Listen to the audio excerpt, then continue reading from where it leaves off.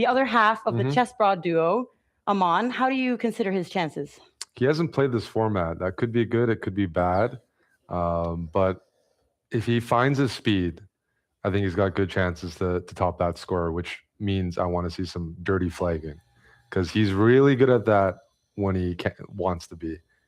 And we might not expect him to win the entire thing. So instead, we have prepared a poster showing all of our streamer guests' different results. And let's see, where are you? You are in sixth place here, or tied for sixth, I should say. How do you assess the different guests we've had here? No, a lot of strong players. Six isn't too bad considering. I mean, I'm a half point ahead of Aryan. He's not going to be happy about that. But yeah, I mean, in terms of the guests, I think 8 points would be like a nice score for Aman, just getting on that top row. I think he's got good chances for that. He just has to start well because it's a very easy tournament to get tilted, lose a couple of games. You know you're winning. So it really depends on the start here, but I think it's very, very doable. For someone of my level, to put this in comparison, I got 3 points when I played, and I was one of the first people to get like a bye or a walkover in the early rounds because I was so low rated. And then I got like the free point, and then I had to play against people who had a point, and it was a nightmare. And I lost like 7 games in a row. It was so discouraging. And then also a lot of people are like dropping out towards the end of the tournament, so it actually just got harder and harder. And I was just happy to get 3 points. So I think being able to perform in the streaming booth, especially in Magnus's office, that's going to be a challenge. Yeah, that's pressure. I didn't play in Magnus's office, but Aman's got that set up. I think he'll do well, though. I'm excited. Yeah. And you and Aman, you were just at the Speed Chess Championship now in London, and you were commentating there. What was the atmosphere like? It was sold out, so lots of fans. It's in London, which, big city, one of the biggest cities in the world with a rich chess history. So I think the atmosphere is really good, and you had just Hikaru and Magnus, for example, the 2 biggest names in speed chess. So I thought that was a really well-run event. Hopefully the fans at home thought the same thing. But I know from speaking to players fans that attended in person, it was good. I mean, having the arena like you see on the screen right now, you're so close to the players. And they even had sometimes an open mic. So definitely the level of engagement was higher than usual. And Magnus won the event. Nobody was too surprised. He even asked the audience, you're allowed to root for the favorite sometimes. Everyone was kind of cheering on Alireza, who made it to the final. And then in the bronze final, it was quite surprising, I would say, that Hikaru ended up losing to Lazovic. That was a huge surprise. It was really fun to commentate the match. Kind of today, I'm expecting Hikaru to play and try to win the tournament because, it's losing like that we haven't seen from him before, and people are kind of questioning, is he falling off? I think he's the type of very competitive guy to play the title Tuesday and try to win today. Hi, it's Nicole from Sandy Hook Promise. Will you sign our petition demanding Congress to do more to prevent school shootings? My beautiful butterfly, Dylan, was murdered in his first grade classroom at Sandy Hook Elementary. And every single day, 12 more children in the US are killed because of gun violence. If we had stronger school shooting prevention laws on the books, my baby boy... Expecting, if he does show up today, a much stronger performance. And the Speed Chess Championship was very important also for what's going to be going on here today, kind of as you were mentioning, because the points that they get from the Speed Chess Championship, one of the ways to qualify for the Esports World Cup, which is what everything is all about here. If you put it among the top 3, you qualify for the Esports World Cup. Magnus was already qualified, so then spots 2 and 3 became really important. The bronze final was actually incredibly important, and given the results in the Speed Chess Championship, we can take a look at the updated Champions Chess Tour scoreboard, where we've now made some changes. We see that Magnus, Lazovic, and Firouzja, we no longer calculate their points because they're all qualified. They're guaranteed to make it to the Esports World Cup. And now we do see that Hikaru, although he got a disappointing 4th place, he did get 100 points from the Speed Chess Championship.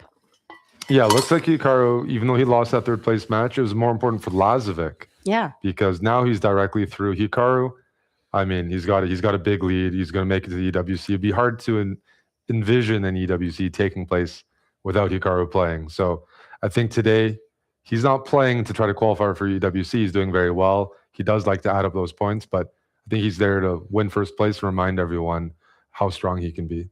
And we can also notice that quite a couple of players here, the ones who lost out in the quarterfinals, they all got 50 points.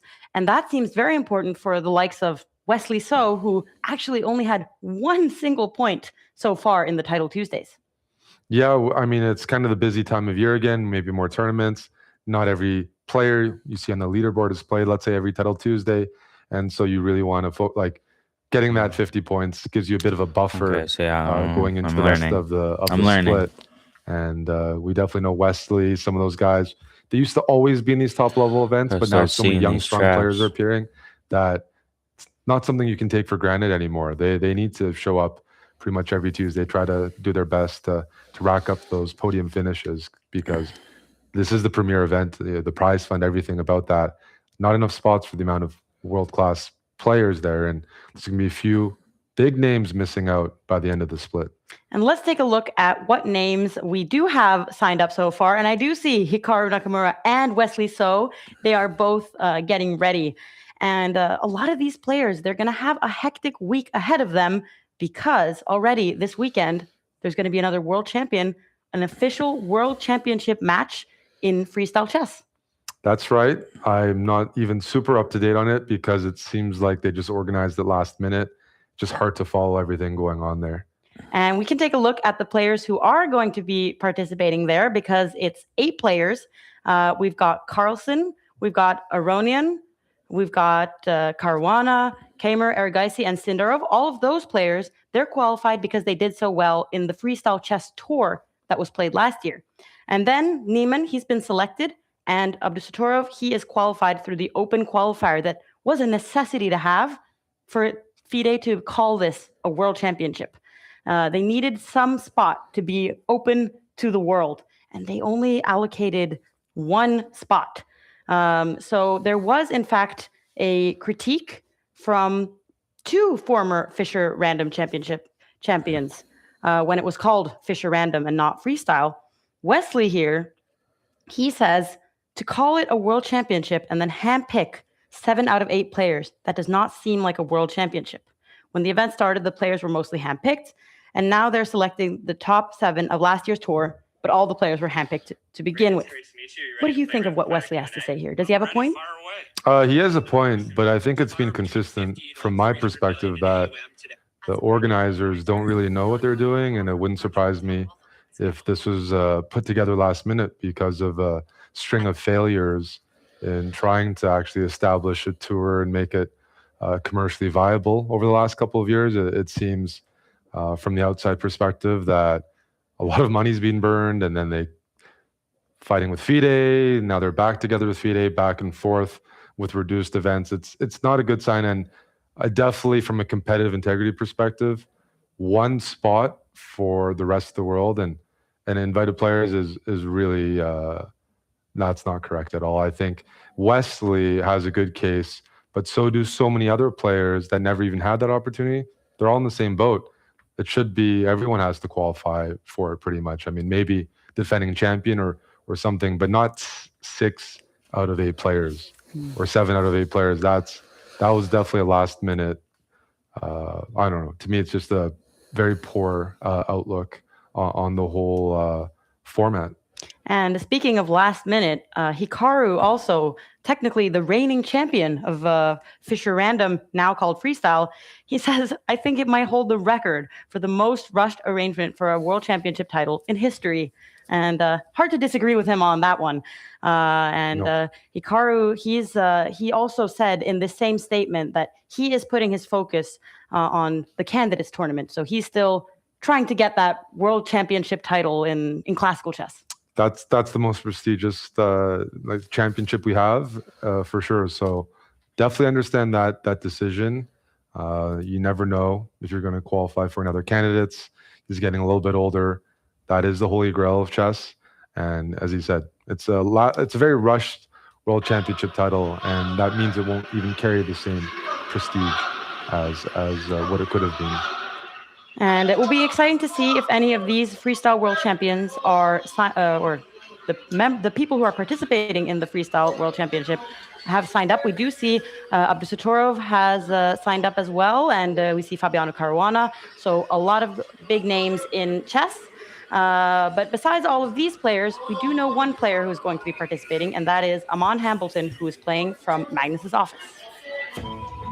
The people who have followed Chessbro from the start have seen the channel begin with our typical like speed chess, bullet, doing all these challenges. And it's fair to say we don't have absolutely the largest community, but a very, very close community, very loyal, very supportive. Yeah, it's very special. You don't just have a close community, like it really is all 10, 11 years that we've been doing it. It's been building it up. These are kind of the videos in the series that I enjoy making the most because I feel they're incredibly useful. If you want to learn how to play the Queen's Gambit, you have a Grandmaster playing the opening at 400 ELO. So if you're 500 ELO, you're going to see how the 500s play against it, how we should play.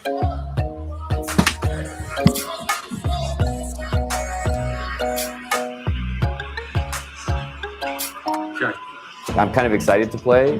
My best score was actually 9 points, but I did not score 9 points almost ever. And I've played Title Tuesday since they pretty much created this event. If I play lower rated players for much of the event, I feel like I could lose like over and over. So I need to get a good start. So maybe get some higher rated pairings and get the confidence going. So that would be a big deal. Just a good start.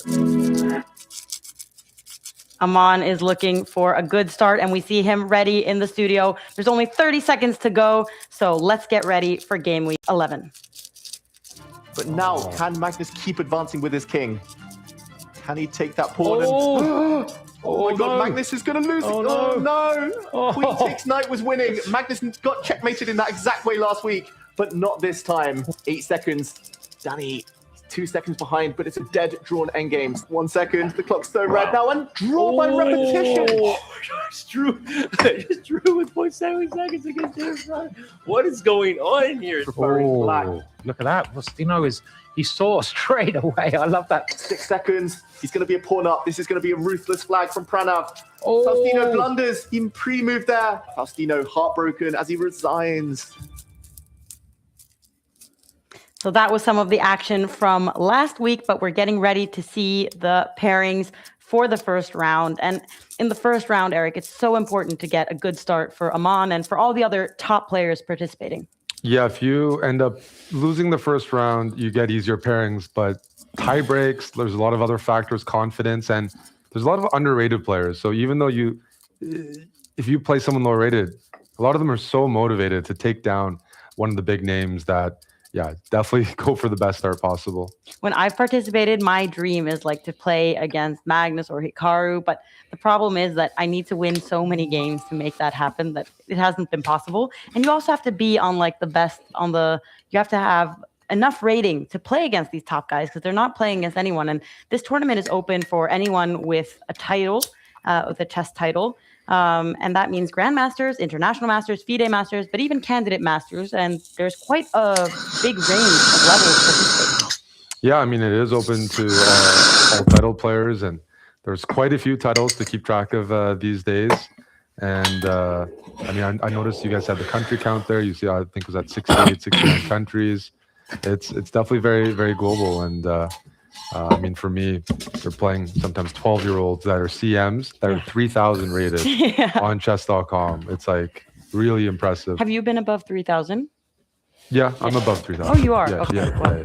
That's because that's usually like the goal, I guess, for like really good players is to cross 3,000. I feel like on chess.com, that's like grandmaster level. 3,000 is good. It feels like there's a little bit of inflation right now. That now 3,100 is where I want to stay above, but 3,000 definitely. The digit starts with 3. You feel very good about yourself. You're in the same, Magnus is maybe 3,300, but at least there's the 3 instead of a 2. Yeah. And you both start off the same. So definitely, but every week you see so many upsets. Like you'll see a 2,600 beating like 4 3,000s in a row. The ratings. Once you get past the psychological effect and people that play every week, they get the experience of this event gives you the opportunity to play players normally outside your rating bracket, and the psychological aspects in chess can really be removed a little bit, when you gain so much experience and you take down your first 3,000. So that's why a lot of these players are so fearless. Yeah, I haven't taken down anybody at 3,000, but I haven't participated in that many Yeah, Title you gotta Tuesdays keep yet. playing. Yeah. But I'm busy being here, and we are waiting for the games, but we're having a bit of a technical issue, so we're not getting the move transfers just yet. But we're hoping that will be fixed soon.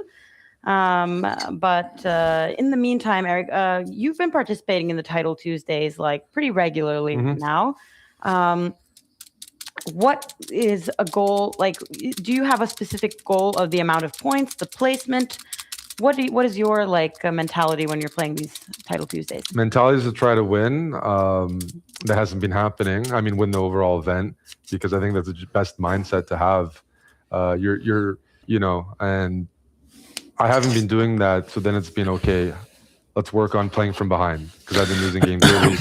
The whole format that they have with the splits and everything is consistency. Magnus, Hikaru, they have bad weeks, but they play every week when they can, and even when they lose, they don't withdraw. They generally keep playing to try to get 8-9 points. So it's still consistency, even though it's speed chess. Over the course of a season, the players that everyone's going to lose games, everyone's going to have a bad week, but the players that recover the fastest end up near the top of the leaderboard.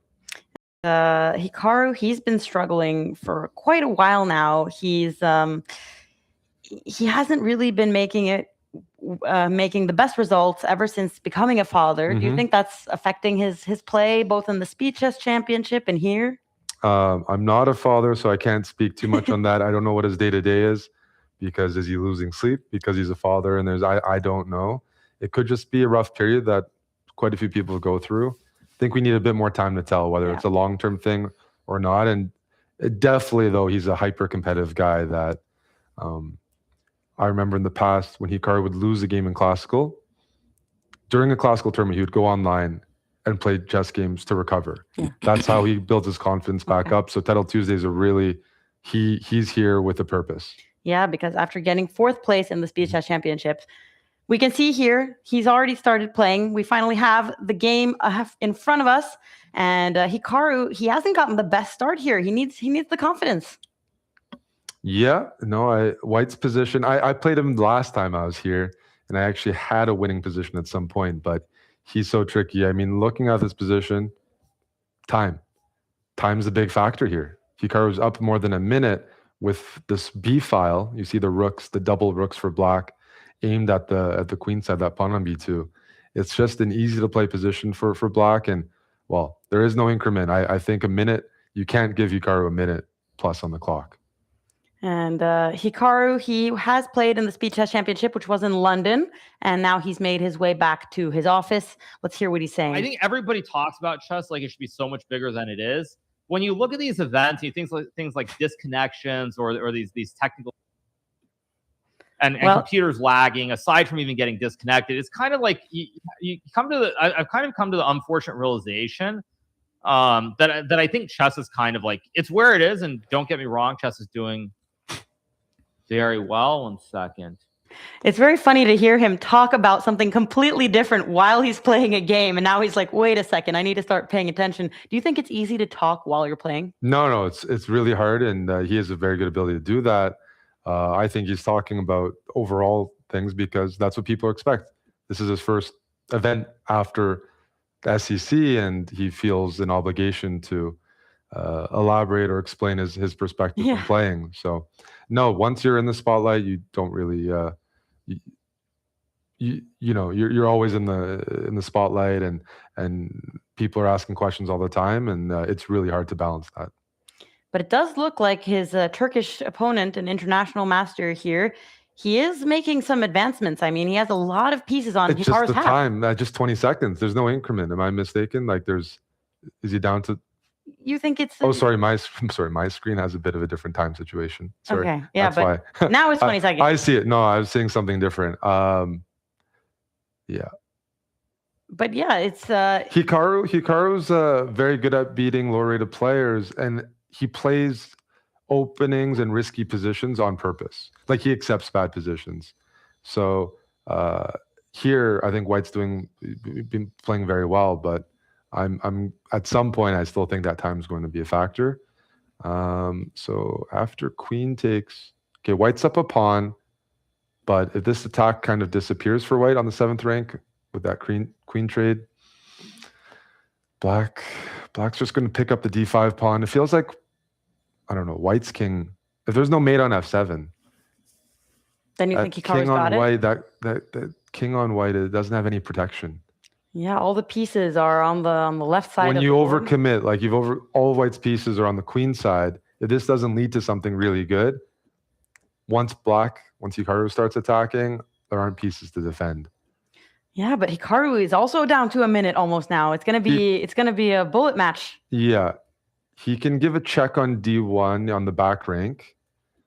There's an opportunity there to give a check, but he's trying to look a little further. Oh, here we go. Knight. Oh. He wants to bring the knight. He wants some kind of tricks. And his opponent is spending quite a couple of seconds now trying to figure this out. That would force the king back down, and there'd be discovery opportunities. So tough decision here. This is very sharp, and generally, unless Hikaru blunders here, he does thrive in these open, sharp tactics. He calculates very fast. Oh, here we go. That can't be right. Because the problem is now there's no attack for white, traded off the rook, so there's no mating attacks. And even if Hikaru is not better, let's say material's even. In this case, that 30 seconds is a really big deal. And he's looking for something really good. Where can you place the knight? Everywhere you place the knight, it's a check. Is there anywhere you can place it that leads to a checkmate? The good thing is that if he doesn't find anything really good, time is still on his side. And his opponent shaking his head. He's realizing he has too little time. Hikaru's keeping the queens on the board. Yeah, Hikaru has different ways of winning games, right? He can win with tactics. In this case, he's just a faster player and will never allow you to get into an easy drawn endgame. And his opponent 5 down seconds. 5 You have to seconds start left. pre-moving everything. Ooh. F7 is being hit. Hikaru's going to play king. Yeah, king up. White. I discovered my love for music growing up in the church. My father's a drummer. And Hikaru doesn't even care that in the final position, he is actually not doing so well. You even see Hikaru's like talking during the time scramble, very relaxed. When you're up that much time on the clock, unless you fall for checkmate, you simply know your opponent will lose on time. And look at Wesley So. He's actually lost his first game. We were talking about earlier that he only has a single point in Title Tuesday. And a lot of that is because he hasn't been prioritizing this tournament that highly. He hasn't been participating every single week, but it's a tough blow to lose the first game here. that's a big upset. He loses with white, and Wesley's a really solid player. With black, you try to win as the higher rated player, but that means you sometimes have to take risks in worse positions or equal positions. But with white, Wesley's like so consistent that I'm almost curious to see what happened there. It's going to be interesting to look at, but any moment now we will be getting the pairings for round 2. Other than that, I can't really see that there's any upsets. It seems like most of the favorites have won their first game. We've got big names participating. Magnus, he's not playing today, so this could be a very good opportunity for Hikaru, who's trying to get some revenge for the Speed Chess Championship, who's trying to get some more first places in Title Tuesday. He's trailing Magnus by quite a lot there. And we can see now that the pairings for the second round have come up. And it will be interesting to see if we get any more upsets in the following rounds. We continue to follow Hikaru, who's smiling and seems to be in a good mood. Yeah, no, he's back in his element. He's back at home in his office. You see the pineapple there. And this is where he built, a big fan base, a lot of his best wins online, Champions Chess Tour, chess.com, everything. He's comfortable here. He's playing I believe a Scottish teenager, one of their biggest talents they've ever had. Oh. So this is a young, I think he's maybe 13, 14 years old. See that blitz rating around 2,900. Certainly no pushover. These are the types of players that are here for upsets. This is, they grew up even watching Hikaru, which is, shows how much like the internet has changed. Because there are not many sports where you can see like Here we see him, the 15-year-old he is from Scotland, playing against the second highest rated player in the world right now. It's a pretty unique thing that these players can participate and face off against such highly rated players. And we see that there are several of the candidates who are playing this week. We've got Nakamura, Caruana, Sindro, and Yespenko. All of them will be participating in the candidates tournament in the beginning of April, end of March. And it's hard to also prioritize playing so many online tournaments when you have such an important tournament to prepare for, and you don't want to give away any of your opening preparation. That's exactly right. And why are they playing now? Because as it gets closer to the candidates, I expect some of those names to not play. So they want to maximize their results, so they finish they're near the top of the leaderboard.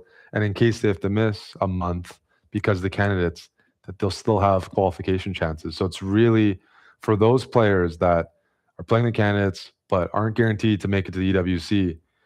This is the month, February, where they're hoping for good results, because once it comes March, candidates is in April, training camp time.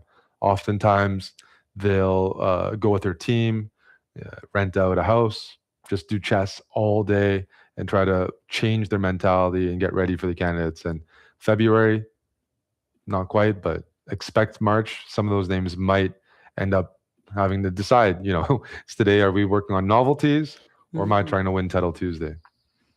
And it's going to be interesting because this could be like the final chance that Hikaru has to participate in the candidates qualify for the World Championship match, which he hasn't done so far in his career. And he's made it very clear that that's the big dream he has in chess. It is. I think it's most players' dream, and Hikaru does realistically recognize that it's one of his last opportunities, most likely. And so why not maximize it?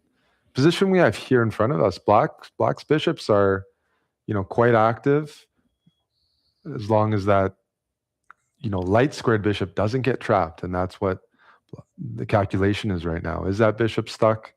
Doesn't look like it. You can move it back. But all of a sudden, it's a pretty open position. Here comes the bishop, taking the queen from behind. White has that passed pawn in the middle. Black has the c-file. Pretty competitive start so far. Yeah, and the computer's evaluation is saying that the Scottish teenager is slightly better. And Hikaru is struggling to find a place for his queen. He looks a little bit skeptical. Yeah, the queen is a bit misplaced on the edge of the board, and that pawn, that passed pawn White has, is only supported by that bishop, that fianchettoed bishop. So look at Black's position. The knight and the rook are both attacking d5, and it's hard for White to defend because the queen is boxed out, and the rooks can't slide over to defend the pawn from behind because that bishop is covering the square. Ooh. And is he losing the pawn? Losing the pawn potentially, but at the same time, Black's e-pawn, that center pawn, is also loose. Oh. So the thing is, if everything gets rid off, I win a pawn, you win a pawn, Black's still doing okay because Hikaru's queen is on the edge of the board. Oh, but Hikaru doesn't take the pawn immediately. And we can see that Waldhausen, he is taking this game very seriously in the way that he's like holding his head in his hands and he's leaning forwards. Hikaru, we have look the at his forehead face. cam. Yeah. Hikaru's not really saying much either. That usually a sign that he feels like the position is requiring a lot of concentration from him. Of course, I missed that too. So of course I missed that no, too. We're seeing some loose pawns here. Hikaru, it's definitely, I don't think he's in big trouble yet, but I don't see an advantage here. Black's position looks very active. See that queen in the middle of the board. We see this pawn that Black has some pressure on. And Hikaru really needs to bring the queen back in the game. So at some point he has to decide, oh, he's played it. I'm not going to keep defending that pawn over here on the queen side. My best chance of winning this game is with activity. Okay. And now Hikaru is trying to evolve his rook and his queen. Hikaru's down a pawn, but his position is now easier to play. Really active pieces, control over a file. Queen is back in the game. It's a risky decision, but generally when he does it, he's got a plan. He favors his practical chances. I like this move, pushing the H pawn. You just want to push it down the board. And sometimes you can use that pawn, coordinate with your queen, and generate some checkmating ideas. Hikaru's shaking his head a lot. He seems unhappy. I go rook d7. Now there's b4, some nonsense. Some nonsense. Yeah, Hikaru is making some mistakes here. What he just said is correct. The thing for black here, the bishop wants to join the game. So at some point, Frederick Waldhausen needs to find a way to get that bishop in the game. But so far, he's doing very well. Can we see a back and forth here? I can't imagine Hikaru thinking that's a good idea. Here we go. That move, you might lose that pawn, but if you can bring your bishop in the game. The worst thing is when you lose a game, you get checkmated, and you have a piece like stuck on the side of the board. It's like, why did I not use all of my pieces? And so this decision right here, maybe Hikaru can take that pawn. That's what he's calculating. Either way, oh wow, we see some more head shaking. Hikaru's going for the kill. Ooh. Look for the rook for Hikaru to sacrifice and rip open the 7th rank. Some serious threats here. This is a very, very serious threat. Rook moving forward, sacrificing for the knight, trying to gain access to the G7 square. But according to the computer, there is some solution. There is. It's just, can he find it? Is there enough He's time? spending a lot of time. Yes. And think about how important this game could be for him to be the number 2 in the world. I thought that's a great move. That's a great move. Because if rook takes knight, instead of taking the rook back, you take the other rook on the queen side. And Hikaru's probably not happy because this allows some trades. Rook e5, queen d6 takes. He is calculating as much as he can, but it seems very complicated now with all these pieces hanging in all kinds of directions. And both of them down to less than a minute and 10 seconds. Hikaru has less time on the clock. That's very rare that we see that. No, that's right. Trying to figure out, can he keep more pieces on the board? He wants to put pressure on his younger opponent. Rook e5 with the threat, hitting the queen horizontally. And queen moves down, looking to pin that rook. Hikaru takes the pawn. There's a move here, though. There should be an issue. What's the move for black? He's got a bit of time to think, and this rook on e5 is pinned. Knight g7. The Fianchettoing the knight's not what you see every day. Wow. And it's still quite even on the clocks. If I'm playing black, I need to trade pieces off. It's an uncomfortable position to just play with so much material because there's checkmate threats towards black's king. And does chase Hikaru's queen back with both his knight and his rook. Where's that queen going to go now? Hikaru sacrificed, but now all of a sudden we see a big threat coming in, a big fork. Wait, what is that? What is going on? Oh, that's a blunder.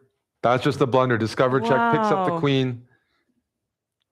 And his opponent resigns. We all warm up and get into it. But another very, very poor game. Okay, so Hikaru, he is critical of his own play here, but he does get his second win. And let's see how Aman is doing. He's got 25 seconds left against 10. This is promising. Aman being up on time is a miracle. It's a miracle. And black's king is very weak here. You know what Aman might do? Okay, he's pushing the pawn. Otherwise, just make some space for a king. Just push a pawn in front of the king. No, Aman's going for the kill. I think the Magnus setup is giving him a boost, and there we go. Wins on time. Moves to 2 points. Look at Aman's rating. We love to see that. Oh, and 2 points out for him. Then he'll start playing against some of these top guys eventually. Seems like the Magnus room is doing wonders for him so far. And we can also see some other surprising results. We see that Duda, who has done very well in Title Tuesdays previously, he does already draw now in the second round. And we get less and less players that of the favorites in the top spots. But Hikaru, Nepomniachtchi, Arjun Erigaisi, Sevian, Caruana, a lot of the top guys, they are delivering as we expect them to do in these first rounds. So, and it's pretty intense. It's very like, if you finish your game right now, you'll only have like a couple of seconds to reset before the next round. Yeah, with the time control change from with no more increment, the games will end approximately 10 minutes. No, I lost. So a lot of games you finish and you're right back into it. That's after a stressful game, very, very tough. But the players now at least are a bit acclimated to that format. And sometimes they prefer it because you win a game, you're in the zone, you don't even want to wait 5 minutes for the next game. At the same time, when a player loses, you have a bad game, you also want to play right away. You don't want to sit there and think too much about how badly or how much you messed up the position. I think that this faster pace is generally very well received. I heard that Hikaru was suggesting for the Speed Chess Championship that the players should be able to call their own timeouts, because it would be interesting to see, when do they use that? Do they use that when you've lost 3 games in a row and you're like, I need to just get away from the chessboard for a moment? Or are you saying, like, as you are mentioning, that when you've lost many games, you just want to play another one and you just want to get confidence and get back on track? So that would have been very interesting to see if the players themselves could decide, now I need a break. I agree with that idea. I think I even mentioned it on the broadcast, like timeouts would be added strategy. Let's give 2 timeouts in a match or something. It's like, when do you use it? There's a lot of opportunities in a one-on-one match to take it because it's so psychological. It's different than playing an open tournament where you have different opponents. When you play one opponent, you kind of know what you're expecting. You've played them for an hour. There's certainly moments there where it's like, let me reset. Let me think about how to change the openings up, or just like relax myself. And you'll see different approaches. And I think that might give the fans just another angle to appreciate. Yeah. And round 3 has started, but we're having some technical difficulties again. But what I do hear is that Sam Sevian, who here we see is in 7th place currently and has done very well in Title Tuesday, he's playing against Aman. So that's going to be an exciting game to follow.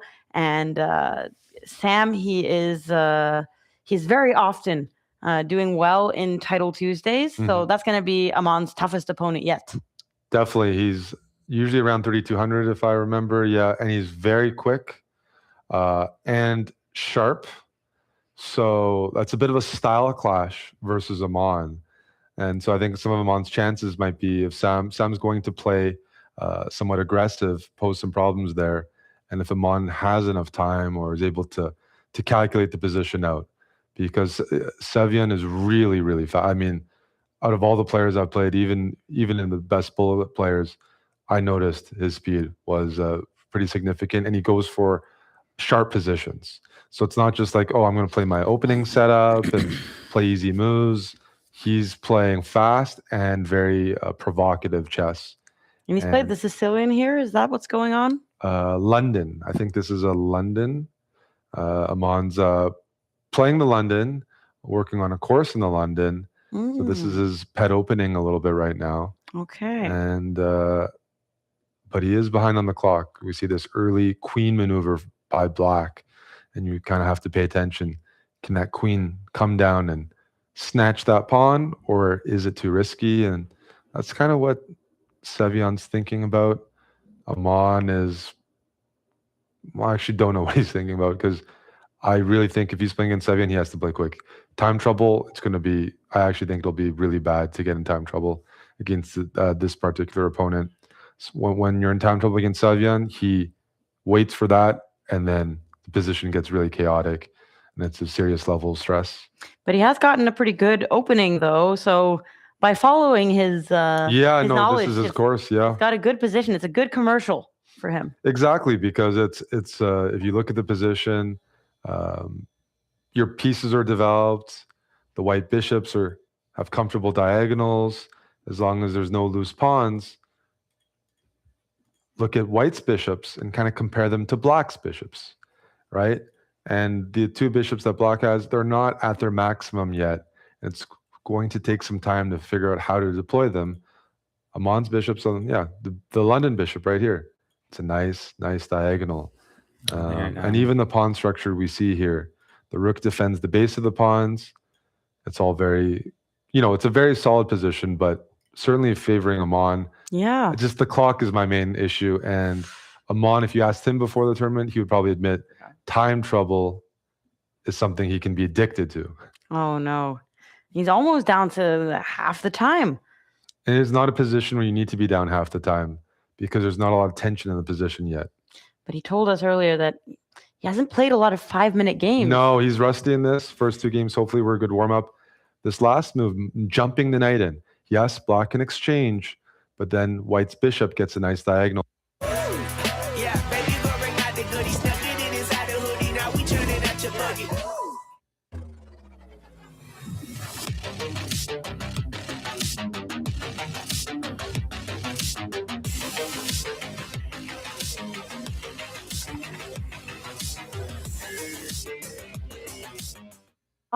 He's talking too much, maybe.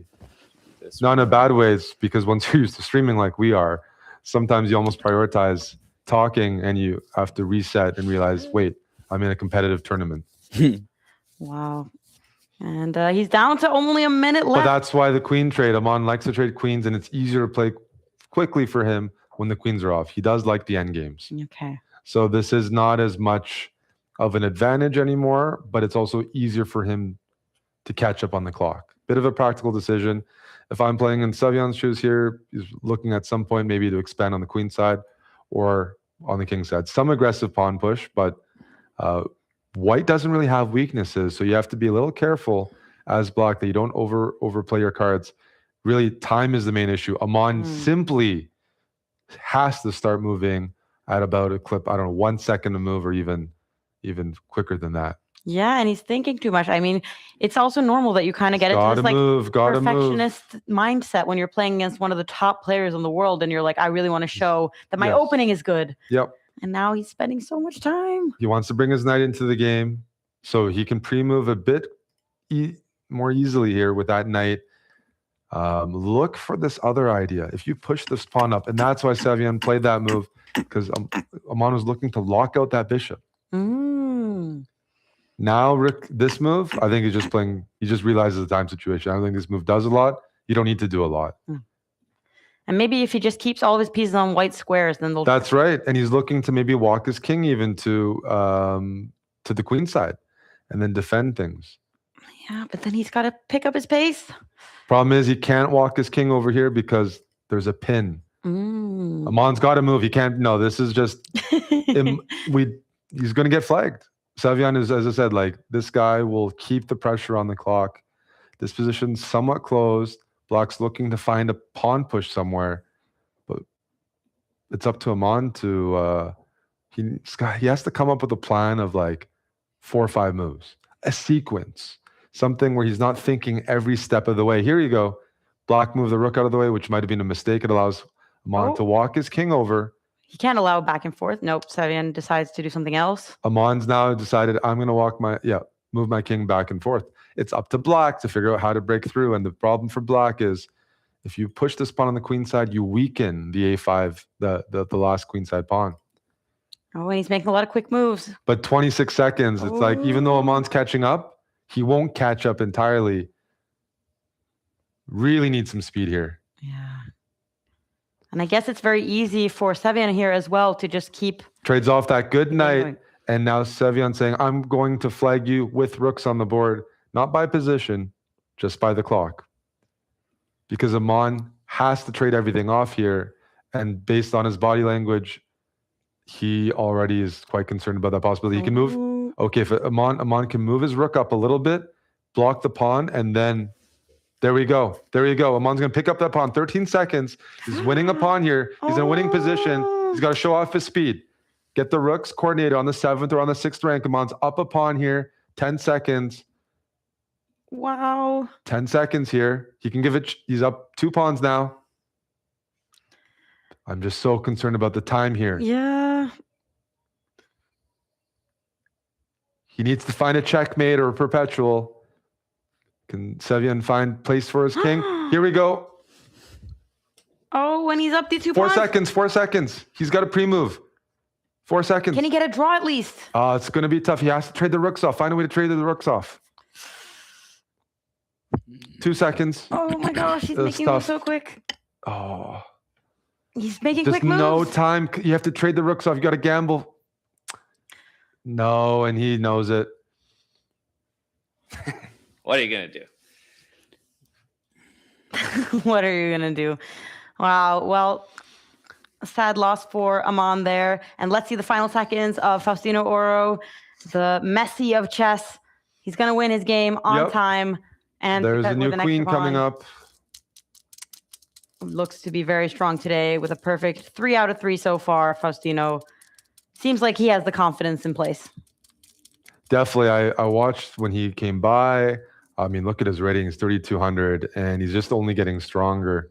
It's scary to imagine in like 2-3 years, like, is he going to be 3,500 at his current like rate of growth? He started playing chess like COVID. Like that's crazy. I mean, these young players, they really have no fear, and his nerves are very strong. And look, Hikaru has lost his game as well. There's upsets in all kinds of directions today. So we no longer have Hikaru in the top spot here. Wesley So has lost the game. Duda has dropped half a point.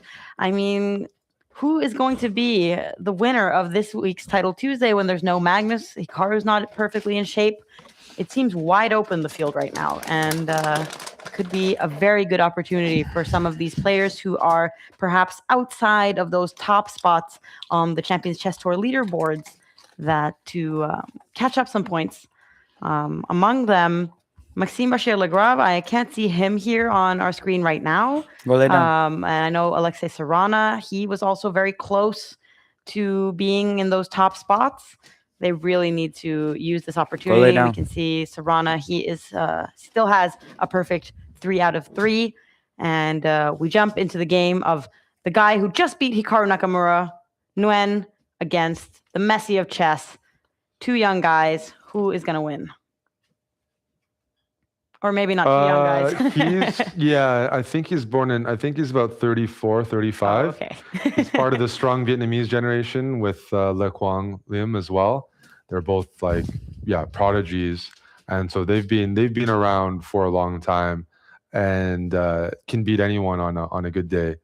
The good thing, like Hikaru lost, but he knows this field because Magnus isn't playing and there's a lot of strong players. Also means there's a better chance to come back because you kind of hope the guys at the top kind of beat up on each other. You know, it's how many players are really capable of scoring 10 points out of 11, 10 and a half, where you can't catch up. 1 loss, you can afford 1 loss. More than that, that's a bit tricky. And Faustino, he has been playing very quickly so far in this game. He knows how important the clock is. He's making all of his moves immediately.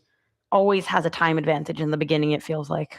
Yeah, he's playing a pretty safe opening. It doesn't have the best reputation in classical, but in blitz, it's very effective. You can play quickly. You give white a little bit of the center here, but you've counterplay, space for your pieces.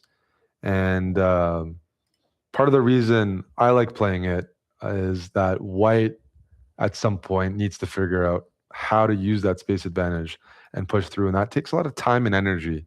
And usually when it happens, it also opens up some tactical ideas. So with space comes responsibility. And white has these nice looking pawns in the center. But if they can't harass black's pieces, then it's definitely okay for black. So let's see how this space advantage is pushed here. I can see that a lot of the people who are following this broadcast, they're rooting for Faustino. He's become a crowd favorite that many players are rooting for. And he seems concentrated. This is his first think of the game, really, where he's spending some time now. I'm eager to see how many rounds in a row will it go before he starts facing the very, very top guys. Oh, game. But for now, it looks like Nguyen has a bit of an advantage getting out of the opening now. Yeah, it's just the space advantage. And at some point, if white doesn't make any mistakes, Faustino's going to have to think, do I push my pawn up? How do I fight back and grab some space or contest the position? Because it can feel pretty cramped pretty quickly. This bishop, doesn't know where to go. You'd like to move your knight as black too. This knight on the king side because you want to open up your fianchetto bishop. But because there's lack of space, we see some problems. And honestly, White's doing very well here. Even this exchange, this changes the structure. Black's pawn captured away from the center. White has an extra pawn on the king side because of those double pawns. I see some opportunities to gain some space. Look at Faustino's reactions. He seems very upset with the recent developments. He's a young, sharp player, and this position is static and passive. Yeah. It's not suiting the style. There's no challenges in the position. There's no tactics. Right now, White's just enjoying a very comfortable space advantage, and look to see maybe the king side expand, uses, or what we see right now. Win is saying, I'm going to trade off into an endgame because you have double pawns, and those double pawns aren't beneficial. And Faustino does not look very happy with He doesn't, but he's staying up on the clock, which is Game. really important when Let's you're not go. comfortable with your Let's position. go. If you can, avoid falling Let's behind, go. that really makes Let's things go. easier.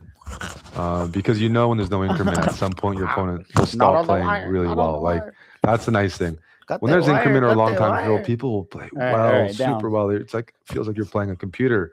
But once that clock, goes Oh, over, and here no. we go. That's a big move. Trying to open up the rook. There could be some pinning ideas. It's also key. It opens up this bishop. And here we go. This pawn will push. And here comes the avalanche. Stop. And that comes without centers. Stop. From the very Ivory. Sit. opening, Faustino gave up the center. Go lay It down. was a bit of a risky choice. I The know, way I know. White's I was handled it. excited, but now you gotta calm. Has Oh, netted and look at his him a piece. disappointment. Go lay down. He seems absolutely He's looking to crushed. sack the queen. If yes, Oh. a queen sacrifice. What that means is queen for a rook, but Black would like to install this bishop right over here, making White's king feel a little weak, and that's maybe a practical decision. And I like it. It is a lost position, but with best play. And when you put the bishop here, I think White's job is to try to get rid of it. Because that's the best piece. The best piece for Faustino is this dark squared bishop. That's the one thing White doesn't have. No. But honestly Stop. speaking, a queen for just a rook, Stop. this should be a win for White, 9.5 out of 10 times, pretty easily. Stop. That's what makes it so exciting as well, that they don't have increment, because then there's always There a is little slightly hope. chances, and if it was a time scramble, I think I've played with Win. He's around 3,000 bullets, so a very good bullet player. But you're right. Stop. It's a time scramble, blunders, things will happen. What do you do as Black? Keep the pieces on the board. When you're behind in material, don't trade. So look for Faustino to maneuver his bishops in a way that you can't force them off, to keep the rook. Notice the pieces, they're on dark squares. Black's pieces are on dark squares, so they don't get picked off by White's light squared bishop. Just trying to be a pest and trying to maintain a 30 to 40 second time advantage. Put the pressure on. When you're behind, sometimes the best strategy, let your opponent try to find the conversion. Problem is, here comes the queen. At some point, that queen versus rook advantage will be felt. And there is Targeting this loose pawn on the queen side. there's quite a bit of time left in this game, and I would The say, queen is activating. reading Faustino's body language, it doesn't seem like he's very hopeful that he's going to be able to swindle himself through this. And he's shaking his head so slightly. But it's the type of tournament. It is high stakes at the end of the day, and there's no point in resigning. Because as you resign, you have to wait for the next round anyways, Yeah. and there's a break. It's Yeah. like, let me try my best. Who knows? And miracles do happen Always in try Title your Tuesday. best. Like we've seen a couple of weeks ago, Magnus blundering made in two. Like suddenly there can be some quick turn of events. And Faustino, he's still trying. Activated his rook. Oh, now the queen's looking to penetrate on the 7th. Oh. And that's going to be... It's not quite checkmate. We'll see how this concludes. But there's not even a threat from Black. Everything's well defended. It's just up to White to figure out, Damn, do what I a want way to to try say to it. trade Not everything even a off? threat. We see this bishop move offering Like a trade, you're nothing or to look him. for Not checkmate. even- He's a Just a principal little player, peon. happy with trying to trade. If I'm Faustino, I'm looking to keep that bishop on the board, but we're running out of real estate. The question is, can you slide the bishop into d3 to put pressure on this pin here? Yeah, and look, Nguyen is shaking his head. No, he's fine. He shook his head. I think he saw something, but there's a few different ways probably to win it. And if you want to be safe, maybe bishop g4. Oh, but he has to figure There's out. something that bothered him for sure. You're Yeah. right about that. Oh, look at Faustino. Is he getting a little bit hopeful? He is. I don't see. There's a ghost that wins these, and I understand why, but it's a ghost. There's. You should be able to bring. Whoa! What happens if you? What is going on here? Okay. This is a nice variation, but deep calculation. He's offering to lose a knight, but there will be some discover checks here, and it's not easy to find a way to capture. Oh, but this is more exciting than we would have thought. For sure. You can take with the rook check, the king moves up. You take with the bishop, there's a discovery. King moves up, and there's no good check on the board. That's the problem.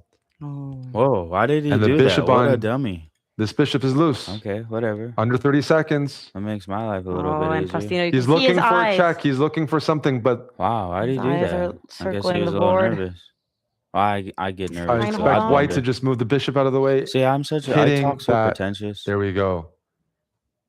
He has to go that way, Exactly. yeah. And now he maintains the Oh. queen for the rook advantage. Still he playing has on to though. It's take. under, at least. Oh, he It's under has to 30 take with seconds, queen. That's, as I said, white. That's awesome. 3,000, 3,100 in bullet. Why So did he do very, that to very good. himself? This is more than enough time to convert.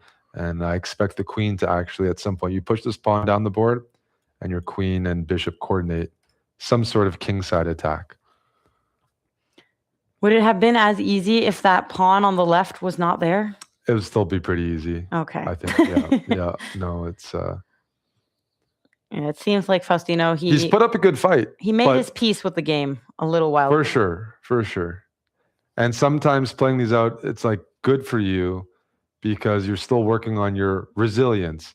And maybe against a lesser opponent, the way he played would have paid off. So I think, and you never know. Someone could mouse slip or I don't know, lose internet. That's the variance that comes online. But Oh, but look, there's very few seconds left. I mean, it wasn't that 4.1 seconds. That was closer than it needed was to be. closer than it needed to be. Needed maybe three seconds more. But yeah, I also feel like white relaxed a little bit there. And that can happen. So that's why he played on. And we can see that Sam Sevian, Caruana, there are several players who've actually gotten their first draw of the day in this round.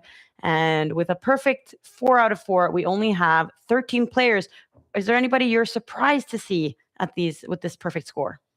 Looking at the names, I think that's 12 GMs and 1 IM. I think Galchenko is an international master, so that would just stand out. Although probably a highly rated one. Oh no, Terry Renato as well is IM, but he's like super, like 3,200 blitz. Yeah, In he's terms really of good. names, like Okobian, you see number 7 VAR. He's not as young as most of the players in the field, so good to see a veteran up there representing. He's from the 1980s, and we got players in the field born after 2000. So he's holding it together. But you see guys like Alexei Sarana, Theodoru from Greece, really, really strong. Min, Movahed. Iran is producing, feels like every 2-3 years, world-class blitz players. There's going to be more names coming from that country, and they just haven't made it to some of.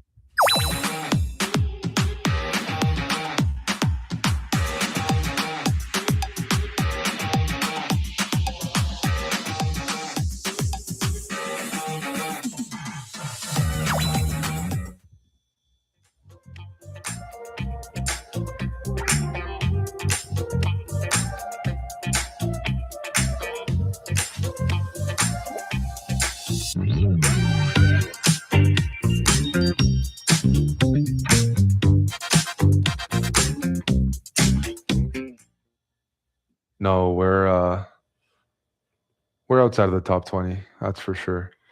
Well, the 4th round is finished, and we do have 13 players with the perfect score. And the players are going to have a break, and so are we.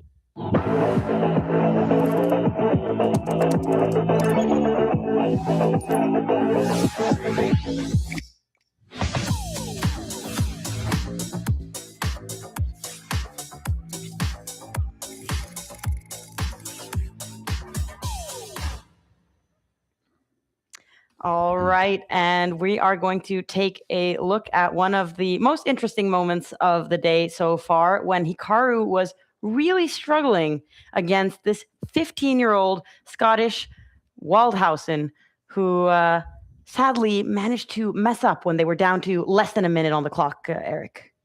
Yeah, it's just a sharp position. Shit, the Dalvin, rook come is on. pinned in the center, and he's finding a way, trying to look for a way to win that rook. Couldn't find it. I mean, just with 5 minutes on the clock, it'd be a different story. It was a very valiant effort defending. And I think Hikaru was pretty critical of his own play this game, because Black definitely had some good chances. And I think, yeah, we're approaching a moment. Hikaru was going for a killer blow, bringing that knight in, sacrificing the exchange. Stop. And there's a move here. And it's certainly not easy, whichever move that is. And Frederick didn't find it. Just like, it's just such a, but that moment there, Hikaru makes that decision because he knows his opponent likely won't find another the move, very, very poor game. even if there is. Because under 20 seconds, perfect time to play a risky move. That he didn't have to do that, but he knew very unlikely to find if there is a defense to that exchange sacrifice, and that's how you use the clock to your advantage. Is there is the certain moment in the game where your opponent has to react immediately. And I think I can speak for the audience or myself. We have to react immediately. We're capable of very, very bad moves. And one player who had really good moves that we're going to be hearing from now is Aman, sitting in the other room. Can you hear us, Aman? I can, but I think you've got the wrong guy. You said good moves? Well, weren't you doing very well against Sam Sevian? Weren't you in a winning endgame? Yes. But, time has passed since then. And did you just lose your game? Is that why you're being so negative?